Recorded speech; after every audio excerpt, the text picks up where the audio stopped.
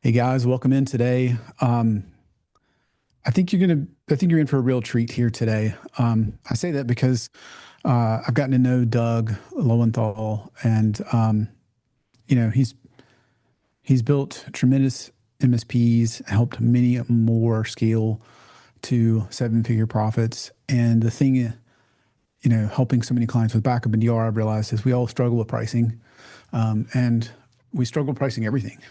I think generally, if we're honest, and I still do. And but especially backup and DR, this seems like there's a million ways people go about it, and so we're going to dig into that. The other thing is this is not your normal discussion. We're not going to PowerPoint you to death, and so get in the chat. We got a chat box open. It's up on my screen. We're going to be watching what you say real time and talking about what you care about. So this can be the best use of your time and the most valuable to you. So make sure to jump in if you want your question answered. We will have some time for Q&A, but we'll probably just jump in as you say interesting things or ask good questions. This will evolve based on your needs. So I know your time is valuable. No MSP has extra time, so I appreciate that. There's a lot more I could do and say about Doug, but the thing is he built an incredibly fast-growing and quite operationally mature MSP. And I'm going to ask Doug a little bit about these things, so I won't put words in your mouth. And you're currently the co-founder and CEO at MSP Fuel, where you're coaching MSPs to seven-figure levels. And the reason we're doing this is so many people have asked, how do I price and make this backup and DR profitable? And how do I make it really, besides labor, maybe should be my top revenue line. And if I do it right, top revenue should be top profit, other than, things like your head count. And so most of us are getting this wrong. And it took me way too long to figure this out when I was an MSP. So that's what we're going to get into. Kind of three things high level. Your questions will drive this, so drop them in the Q&A. But we're going to talk about what does backup and DR mean? Because there's no real standard in the industry. And we have everybody that are offering basic file backups that some even ask the client to view the reports and tell them if there's an issue. Hint, that's not the right way to do it. And then we have people doing, things on the opposite end of the spectrum where they're not only doing disaster recovery, but business continuity and tabletop exercises and full testing. There's a lot fewer folks in that category. We're going to find what good looks like. We're going to help you understand what your costs are, not just what you pay a vendor. That might make me sweat a little bit as a vendor, but like understanding your real costs, labor and all. And probably more importantly, in my opinion, how to talk to your clients about this. Because, I'll talk to MSPs all the time and they'll go all excited about immutability and they go talk to their client and all they hear is flux capacitor. And so if we can't communicate the value, then none of this matters. So Doug, thank you so much for joining. I'm excited for this. I appreciate it. Thanks for having me on, Damien. For those that don't know me, I'll share that I'm extremely passionate about profit, gross margin, which we'll talk about in this case, and just data protection in general. It was something I was pretty, dare I say, neurotic about at my business. So I couldn't sleep at night also knowing that all of our clients were well protected, and we can, data's king. And there's a saying like you don't cut the grass when the house is on fire, right? So we want to make sure that that was solely protected, and we could handle pretty much any other scenario in the relationship outside of data loss. And I know, Damien, when we had first met and you shared your story of your MSP and the scenario that you ran into where you wound up finding out that the backup check mark that said successful didn't truly mean successful at the end of the day, which prompted you and your passion to build this business so no other MSP would have to face that. That really resonated with me, and I wish I would have found you when I ran my company, because I know we definitely would have leveraged your services. Yeah. Yeah. And thank you for saying that. It reminds me, like, Doug built a passion MSP and is just here to share his experiences firsthand and help, and was never even a client, right? So I'm not bribing him. He wasn't even a client. So whatever he says is his direct opinion. I just had a shared neurotic feeling around backup, and also shared trying to understand margins and profit. And so that's what's brought us here, and this is why we want to talk about it. So before we dig in, Doug, if you don't mind, give us the thumbnail of your MSP. Now that you've exited, how long did you run the MSP? How long ago did you exit? Give us some idea of where you ended up. Sure. So I was in business for just shy of 20 years. I'd say that I worked for a lunatic and just had a job for the first 10, the lunatic being myself. But it wasn't until the last 10 that I really started figuring out how to scale it and grow it and make it, the profitable business that I deserved, that my employees deserved, and we're able to create the services that our clients deserve. So, with that, we grew to just over 20 team members. We were just over 5 million top line. But the thing was, we were over 1.5 million in EBITDA, and 30+% net business after paying myself, after running some legal expenses through the business that passed the sniff test. But ultimately, a lot of it was about our mindset when it came to the things that we needed to do to provide great services to our client, and with that, backup and disaster recovery being a big part of that, and just data protection in general. It's interesting. I sold my company about going on 3 years now, or it's actually just 3 years in June. And AI wasn't really a thing. Obviously, automation has been a thing for a long time, but that's obviously now a big push. But back when I was doing it, I mean, cybersecurity, data resilience, protecting against ransomware events, and things of that sort. That was the hyper focus for us. And there was a lot that went into doing that in a way that really made it that was just taken care of, and then it freed up space in the relationship to help them in their businesses leverage technology in other ways. But this was a lot that went into that, what I just said, but it did become something that we just handled very extremely well, and we'll talk about that, to be able to almost move past it in a relationship. I want to get into how you define the standard and what that was for you. But before we do, we bonded over. I was an MSP that lost data, and then I did, and then so I became neurotic about figuring out how do I not do that, and now how do I help other MSPs not do that? But what was that? Why were you so neurotic? What was your moment?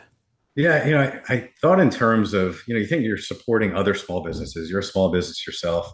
And, if they have a data event, if they have an incident that they can't recover, like they may not even be able to make payroll, right? Like, I mean, it's extremely impactful Yeah. to their organization. So I always thought of it in those terms, but there's those moments. I mean, I was technical, and, like most MSP owners, when they started the company, I knew how to do the work. So I started a company thinking I knew how to run a company that did the work. And that was a learning journey.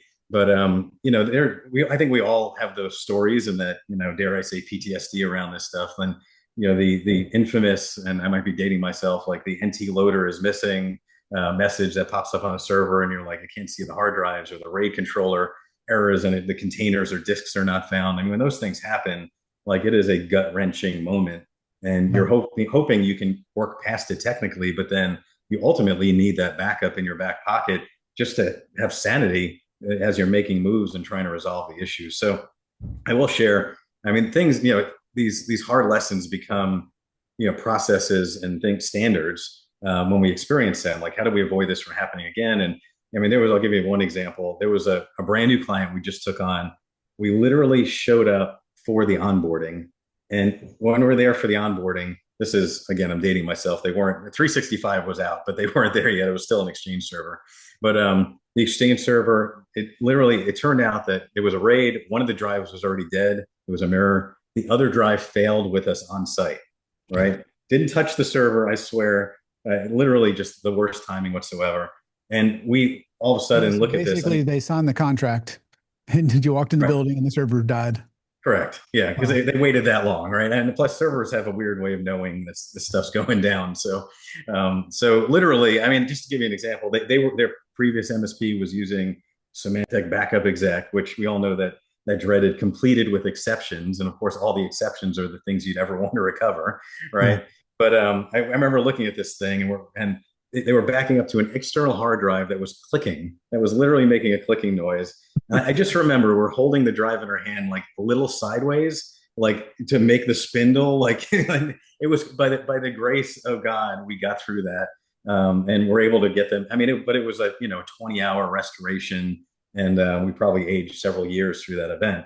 But with that, it just became, we set up some standards around expectations with the client and our MSA around when they're actually protected by us. There was expectation set of the prior MSP that they would actually validate their backups prior to us taking over. Like there was things that were born out of that interaction. One of the first things we did when we came in, and this is, we charge, I mean, we charge for this. This became billable. This, we're going to talk about this. This became revenue generating, that our onboardings became more comprehensive. And one of the first things we did, because the dreaded initial reboot, when you got to switch from backup product to the other, you have to rely on that old backup product until your new one, is able to get data. So Yeah. with that, like we ran disk to VHD, still out there, but it doesn't require a reboot. And we're able to take images of those drives, whether or not you could boot from them. At least you have a copy of the data. That became part of our onboarding. I mean, you think about all the extra hours that added, but we charged for it. It was part of the due diligence of the migration process. So just one story, unfortunately, of many of that we got through. I mean, I could say through sheer effort and we never lost clients' data. I know you experienced that. I never wanted to experience it, but it was just, all these things, these lessons learned that we piled on, but then again, turned into, revenue generating events and hedges in our MSA and things that we learned from to make it that we couldn't get exposed like that. That should have been a project to recover that server. Yeah. For onboarding as it was. So I'll stop there. Yeah. Richard, thanks for sharing. He just said this exact thing happened to him. So jump in on the chat and let us know where you want to go. There's way more than we're going to be able to cover today. So if it's something you want to get covered today, let us know. And maybe we'll do another one of these if there's sufficient demand. But I want to get into, like, at least at a high level. Like, I've spent almost 20 years now trying to figure out the standard. What is good enough from a backup perspective so I can sleep at night and you can as well. But I didn't meet you during this time. We only met much more recently, right? So what I like about this is you kind of walk the same journey. So what was the standard? Like, how did you figure out what allowed you to sleep at night?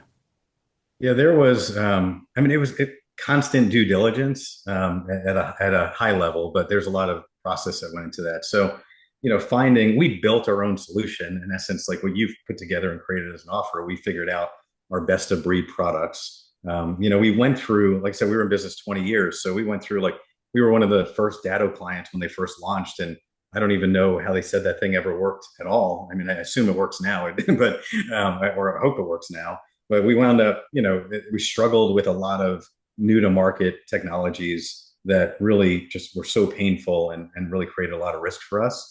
So ultimately, we wound up building our own solution as a best of breed, different products. So we literally had Dell servers as our DR appliance on site. Like, we weren't messing around, weren't building super micro boxes. We weren't getting somebody else's cheapest hardware that they can, put out there on the market. So built our own boxes. We went up finding the best product we can leverage at the time, which was Aperture, which wound up getting acquired by Dell.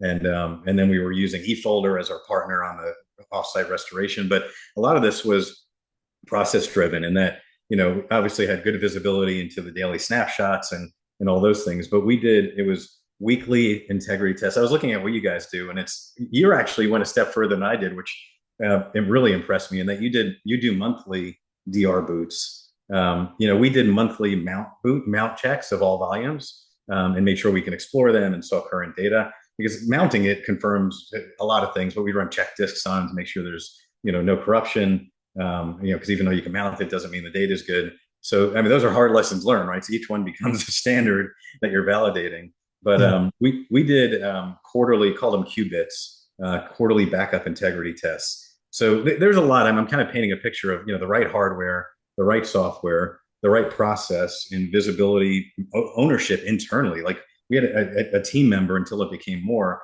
like dedicated to this role or function organization. We had to staff it, properly and appropriately. And then with that, I mean, when they were on PTO, like, there had to be people cross-trained to take it over. It's like you couldn't wait a week or two to make sure that everything was okay. So, the weekly, visibility into the reporting, the monthly snapshot mounting of the snapshots. We did quarterly full DR tests in the cloud, to the point that we would create a Loom video of a walkthrough of the servers and show them, here's your volumes, here's current data, here's your applications. But we gave them VPN access, and we wanted them to go through it and vet it, because they know their apps better than we do. So we would do what we could, but then let them do it. but that was all baked into our pricing. I mean, all that, like think about all those hours, all that labor, they were paying for it. We weren't, giving it away for free, but it I would gave hope them not. extreme confidence. So there's a bit more, but I'll hand it back to you. No, as a guy that spent 20 years building that process, there's so many more things I want to ask because I don't know the answers to these questions. These are not things that guys, I knew all this. I just said this is going to be fun because I'm going to hear your side and how you came to some similar decisions. But in the sake of time, that does lead me into kind of understanding your costs because you're buying Dell servers. You built a lot of process.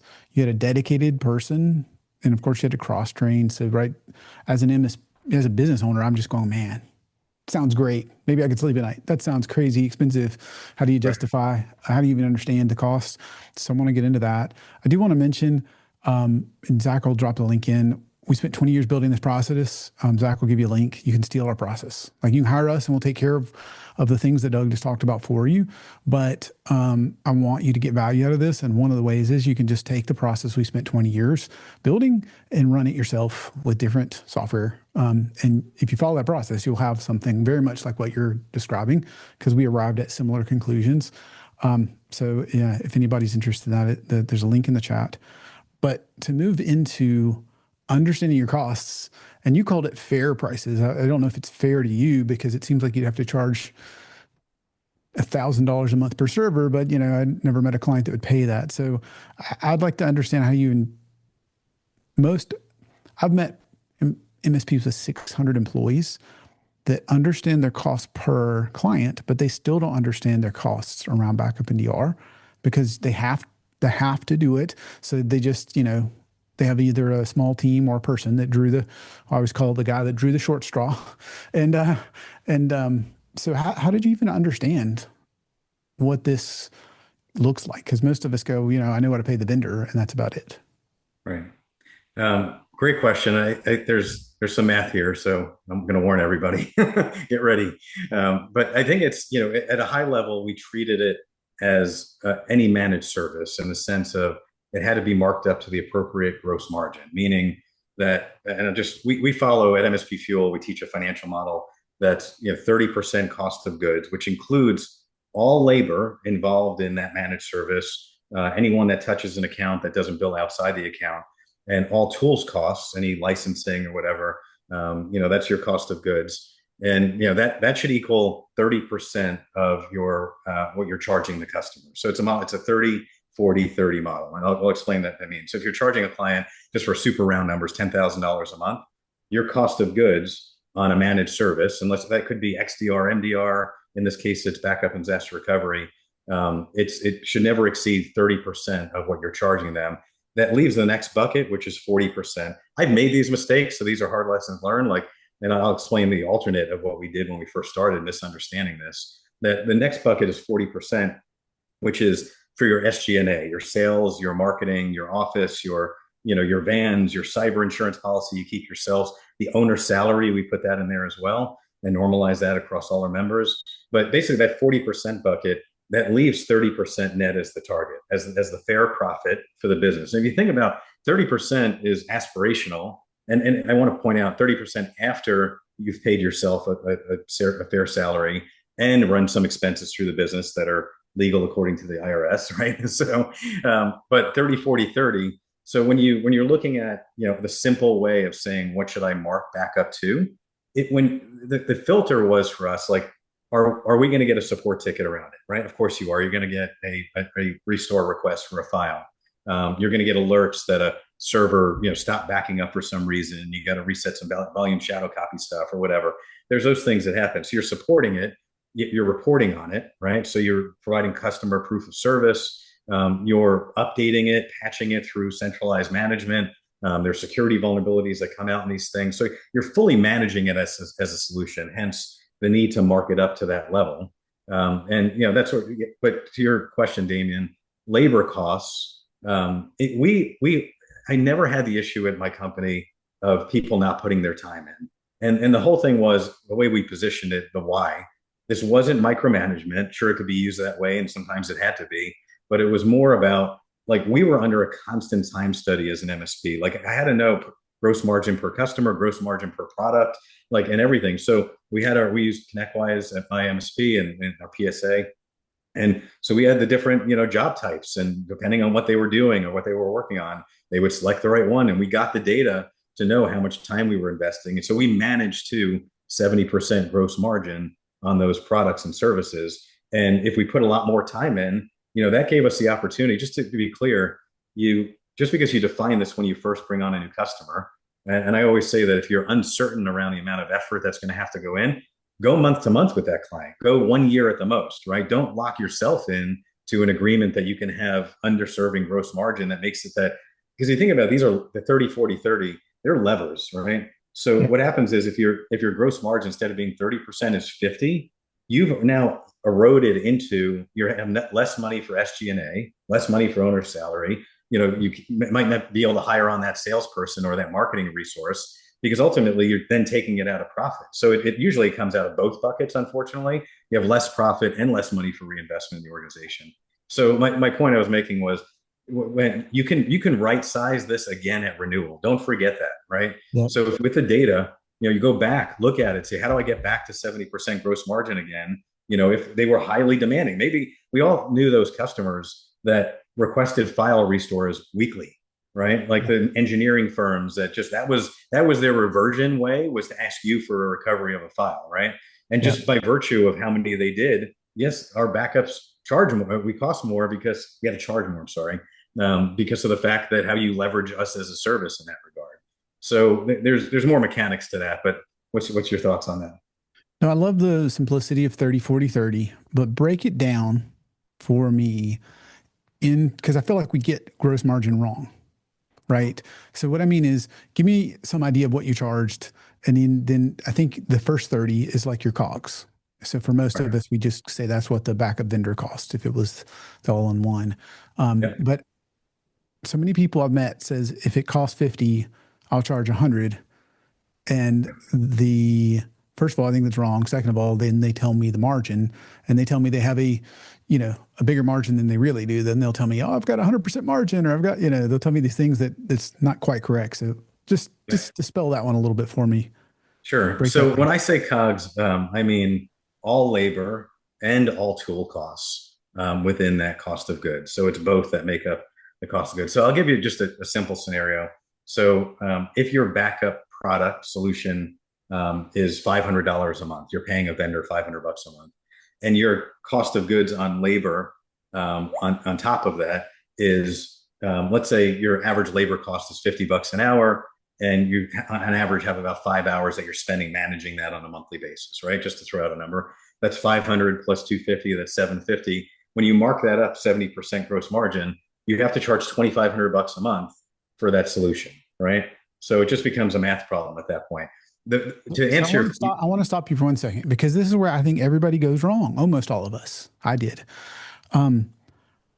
It seems like somebody wrote somewhere on Reddit or something like that. The formula is double the vendor's price, roughly, sometimes triple. And my point is, like, I know it's fictitious, but like, hey, the vendor's charging $500 for backing up these servers, so I'll charge 800 to 1,200, but 1,000 on average, and I think I'll be there. And then nobody manages their labor, and then I'll hear things like I got 100% margin or I got 50% margin, right? and that's not how the math works. It And is you're not. missing your labor. So that's this. If you don't take anything else away, this, like, you would charge 2,500 when the vendor's cost was 500, and it's not always that linear because you have your actual labor costs and other things, right? But that's what people are missing is is that it's not, if you charged 1,000, right, you'd probably be losing money or break even at best. Let me take that a step further, right? So, and again, I think a lot of this comes to mindset and belief, and realizing that you literally need to charge that much to deliver to staff it appropriately, to deliver on that promise, and be also to make the right investments in your MSP and earn a fair profit, right? So there's all those ends. But this is the way I used to think in terms of pricing, in the sense of 2,500 bucks a month. If you're a 20% net MSP, right? That means on 2,500 bucks a month, you're managing the backup, the DR, doing all these things for that client, are responsible ultimately for their data protection for $2,500 a month. 20% net, that's $500 cash in the bank at the end of the day. That's it, right? So that is a lot of liability, responsibility, and work for $500 when you think about it that way. If you were to turn around and say, hey, instead of it being 2,500, it's 2,000, right? In essence, my mind is the 2,500 was the right price. By going to 2,000, I literally am giving it to them at cost because you still have to fund your SG&A. Yeah. You still, if you want to hire a sales rep at one point, or you want to do some, pay per click spend on, Google or whatever, you invest in the business and have a finance person that does the bookkeeping for you. Like all that money's in there. And if you don't do that, then, I mean, again, it's just sliding. It just keeps moving. So I used to think in terms like we have a pricing calculator we give our clients, but 70% gross margin. And if you want to do it at 65 to get the deal done, think in terms of you just took 5% away from the bottom line, from the SG&A bucket, so you're underfunding something somewhere and you have to make those decisions. But that's the way I used to think about the deal. So like, I felt like I had a fiduciary responsibility to my business, to my employees, to pay them appropriately, to be able to staff appropriately, and to my clients to be able to deliver appropriately. So that was the perspective around that. Yeah. Yeah. So for those that continue to join, drop your questions in the chat. We will get to as many of those as possible.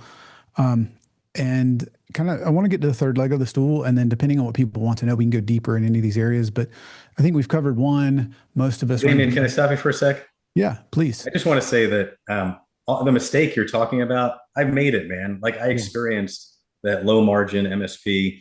I mean, I thought, I came from a product sales world, and you mark something up 20, you do a deal reg, you get up to 40%. Like, you're in the money at that point. That's awesome. But with that, like, and then that's the way I initially approached managed services, was like, oh, my cost basis is, $100. I'm going to charge 120 or 140, and then I completely like missed that 40% bucket, which, I'll admit, it's so silly in hindsight, but I lived the MSP life of what that felt like, not having enough money I mean, at that point, I was the salesperson, I was the marketing person, I was the finance person, because I couldn't hire for those roles. But if I wanted to just at least deliver on the service, right, and let alone make some money.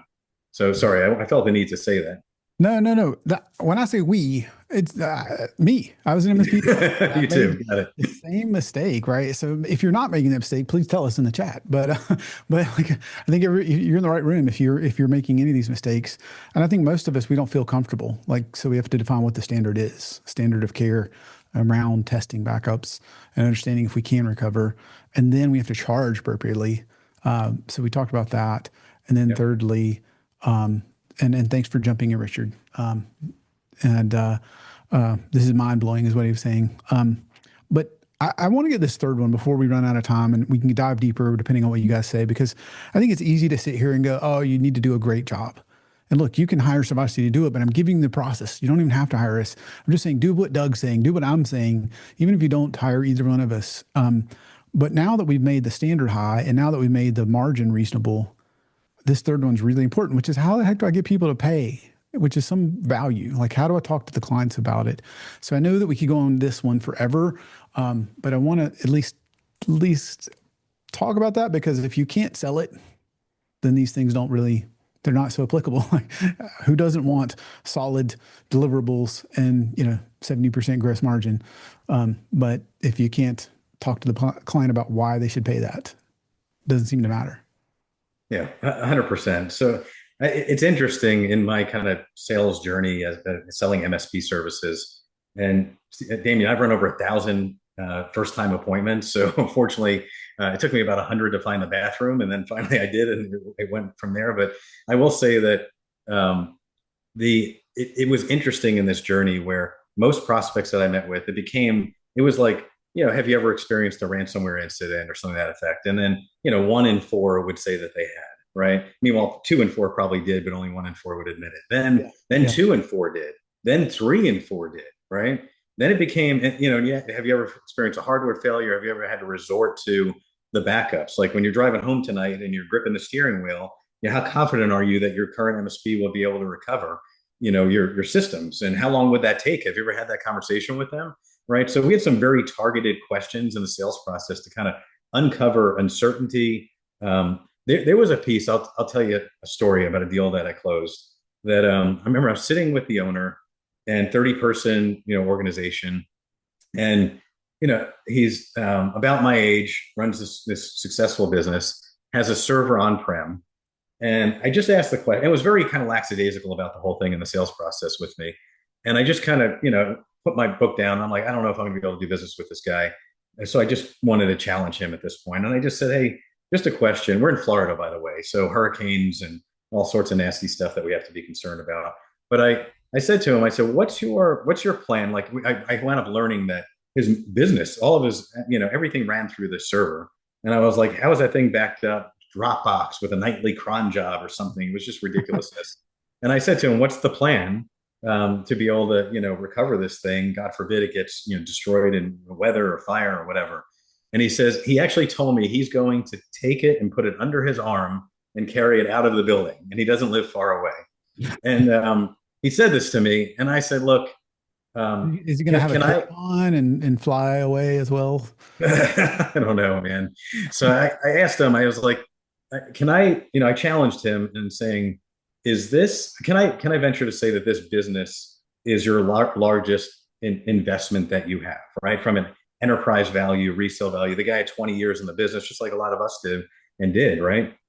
And, you might have some real estate on the side, but whatever, like, but this business probably has some good enterprise value. I said, if you're sitting across from your spouse at dinner and you said, like, I'm putting all of that at risk, right? Over 2,500 bucks a month on a backup solution to protect my, 10, $15 million asset. Like, what would your spouse say to you? Yeah. And all of us, man, he flushed, he, went quiet and he was like, all right, I need to learn more. And we closed them, but that's the point of like, there is, like I said, most people have experienced a ransomware incident. They know someone who has, they experienced some hardware failure. The question, were you able to recover your data? How long did that take, right? And we haven't talked about RTO, RPO yet or any of that stuff, but these are important conversations because I think they all assume they can recover immediately, right? Yeah. Anywhere, right? And Yeah. it'll be instant. That, Um, well, I mean, I think that's one of the big problems is mostly as an MSP, we understand, not always, but we usually understand it's going to take longer than people realize. And there's a lot to test and there's a lot of different systems and there's a lot of complexity. And so even if we have confidence that we understand that, well, it could not be instant, but I think one of the big gaps is the client thinks it will always work and it will always be instant. We need to define those things.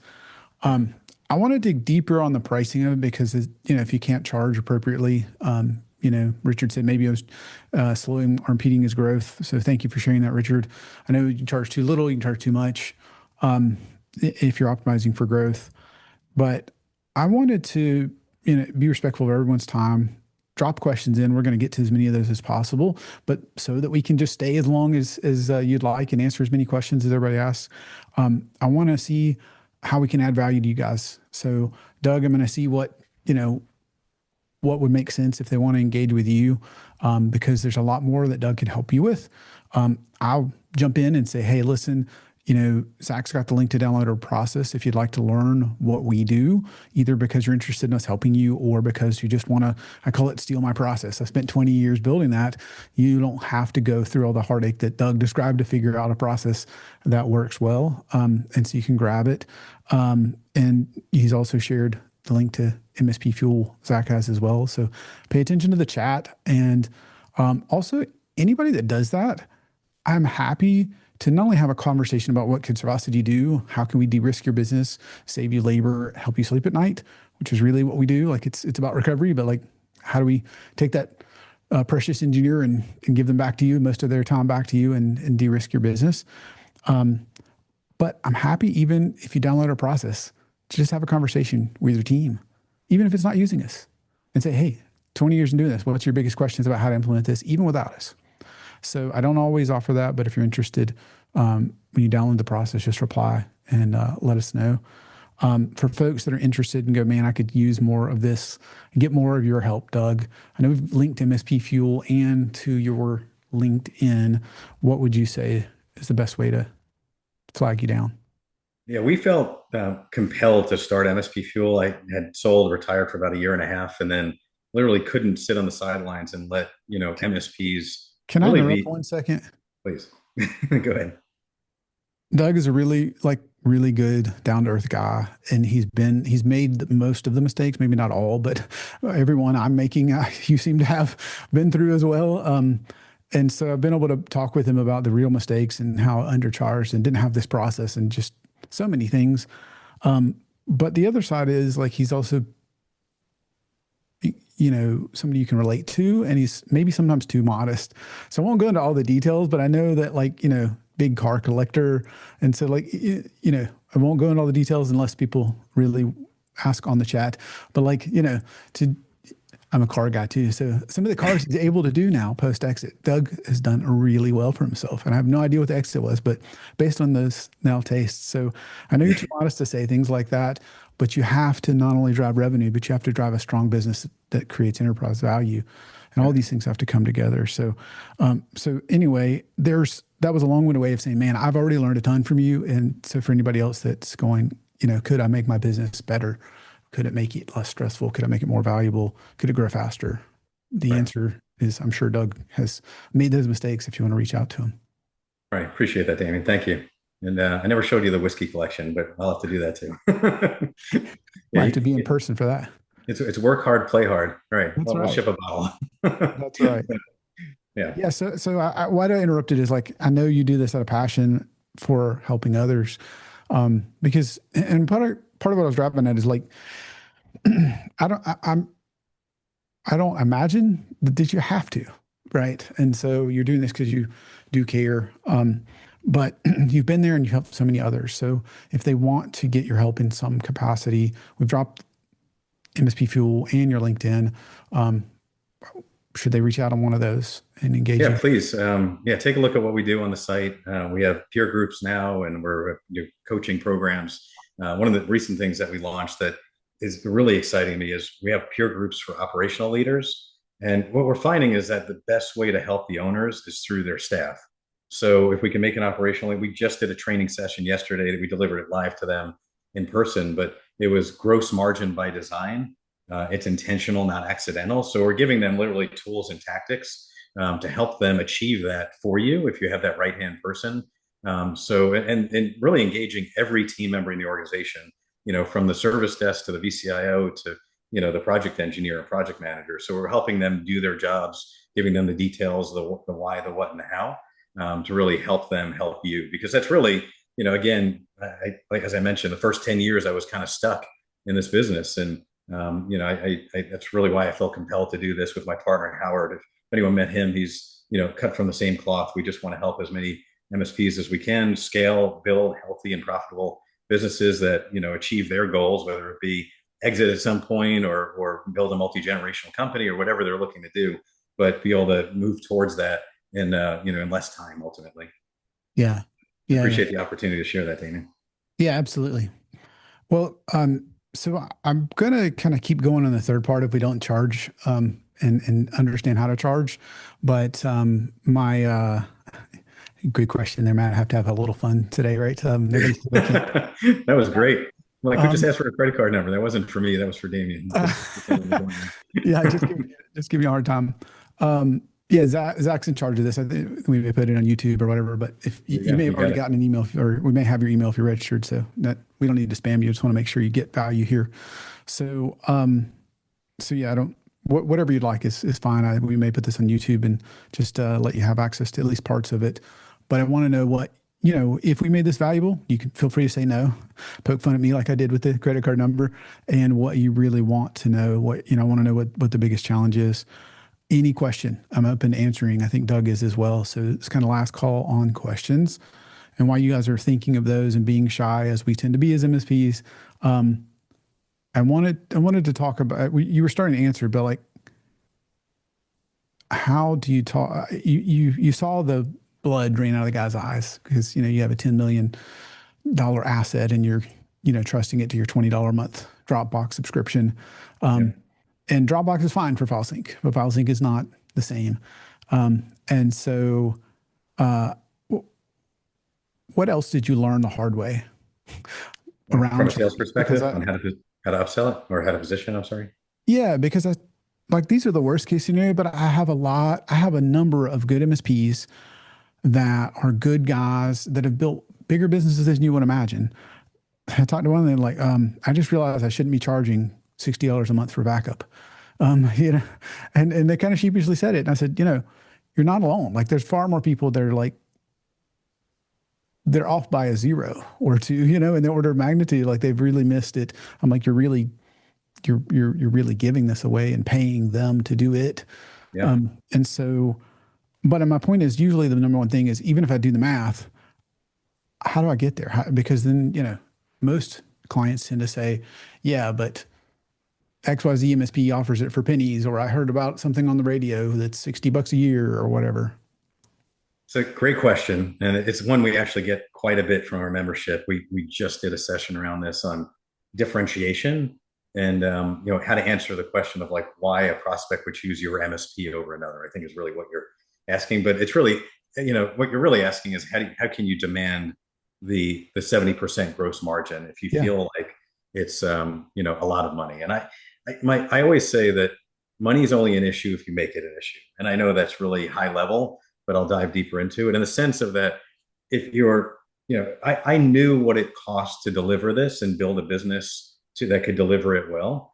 And so that it was a matter of the value that we were delivering. And for the right client, the right prospect, it was backup, disaster recovery, everything we did in our business, that being a part of it, was valuable to them. And the key thing is, I made this comment when we first started talking that it was something that we did. It's something we did well for the right prospect, or for a prospect that had experienced pain around it. We would dive into how and why our clients didn't experience what they experienced, right? But ultimately, it came back to process, to our unique structure, the way that we designed ourselves to deliver that end result consistently, which played into ultimately us moving up the value chain in the relationship. And what I mean by that is that if your value proposition right now is, help desk and maybe projects, like, yeah, those are tough services to try to raise prices on or charge more because, in a client's mind or prospect's mind, potentially, they're potentially commoditized. Like I might be able to get someone to answer the phone when I have my printer breaks,